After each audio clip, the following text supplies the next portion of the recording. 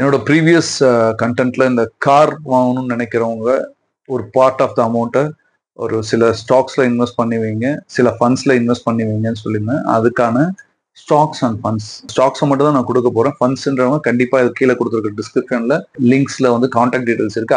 அதுல கேட்டு ஃபண்ட்ஸை டிசைட் பண்ணிக்கோங்க. ரொம்ப சிம்பிளான ஸ்ட்ராட்டஜி. நீங்க என்ன கம்பெனி கார் வாங்கினாலும் சரி, Tata motors, Mahindra and Mahindra, M&M, Hyundai, Maruti, இந்த 4 ஸ்டாக்ஸ் அக்யூமுலேட் பண்ண பாருங்க. ஒரு பார்ட் ஆஃப் த அமௌண்ட் கார்னோட வேல்யூ என்ன இருக்கோ அந்த வேல்யூல 5 to 10% every year one time இன்வெஸ்ட்மெண்ட்டா, லம்சம் இன்வெஸ்ட்மெண்ட்டா, ஒன் டைம், இது கண்டிப்பா உங்களோட கார் வேல்யூவை ஆட் பண்ணும். பை த சேம் டைம் உங்களோட டெப்ரிசியேஷனையும் குறைச்சி உங்களுக்கு ஒரு நல்ல ரிட்டர்ன்ஸை கொடுக்கறதுக்கான வழிவகை செஞ்சு கொடுக்கும். பைக் வாங்கணும்னு நினைக்கிற யங்ஸ்டர்ஸ்க்கு ஒரு ஐடியா சொல்லியிருந்தேன். அவங்க பைக் வாங்கினா கண்டிப்பா டெப்ரிஷியேட் தான் ஆகும். டெப்ரிஷியேட் ஆகிறது எப்படி நீங்க தப்பிக்க முடியும், அந்த எக்ஸ்பென்சஸ் எப்படி கேஷ்பேக்கா வாங்க முடியும் அப்படின்னு சொல்லி கேட்டிருந்தேன். அவங்களுக்கான சின்ன சிம்பிளான ஐடியாஸ். பைக் வாங்கணும்னு நினைக்கிறவங்க ஒரு பார்ட் ஆஃப் த அமௌண்ட், அவங்க என்ன எக்ஸ்பெண்டிச்சர்ஸ் பண்றாங்களோ அதனுடைய ஒரு part of the amount every month or every year ஒரு 3 கம்பெனில, HR motors, Hero MotoCorp, TVS motors, இது 3லயும் ஒரு பார்ட் ஆஃப் த அமௌண்ட்டை பார்க் பண்ணிட்டே வாங்க. கண்டிப்பாக உங்களுடைய பைக்னோட டெப்ரிசியேஷன் எவ்வளோ இருக்கோ அதை விட